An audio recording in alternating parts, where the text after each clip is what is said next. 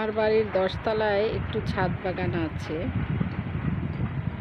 সেইখানে একবারে top floor,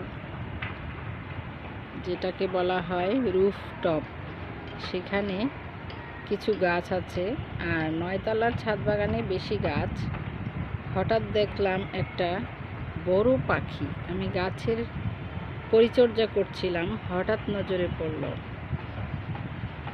রৌদ্র করোজ্জ্বল একটা পরিবেশ।